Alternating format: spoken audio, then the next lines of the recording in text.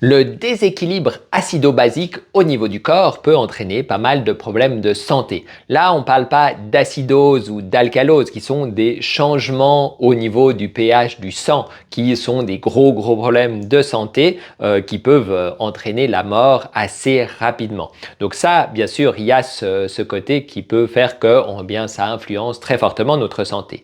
Mais même quand le pH du sang reste constant, donc on n'est pas ni en acidose ni en alcalose, on peut avoir de l'acidité qui s'accumule dans nos tissus, dans les muscles, dans les tendons, dans les articulations, par exemple, au niveau du cerveau aussi, et ça va modifier le fonctionnement. Soit ça peut faire que les tissus s'abîment plus vite, ce qui peut entraîner des problèmes d'arthrose, par exemple, des problèmes d'usure, des problèmes de perte plus rapides au niveau cérébral, mais ça peut aussi faire que le fonctionnement est moins bon, que ça s'enflamme plus rapidement, causant des tendinites, des boursites, par exemple. Donc on va avoir souvent des problèmes de douleur chronique ou d'usure et puis des problèmes dégénératifs qui peuvent être en lien avec une acidité, un déséquilibre acido-basique qui est souvent en lien avec une mauvaise alimentation. Donc c'est pour ça qu'il va être important de regarder au niveau de son alimentation pour éviter d'avoir une alimentation trop acidifiante qui va trop m'acidifier.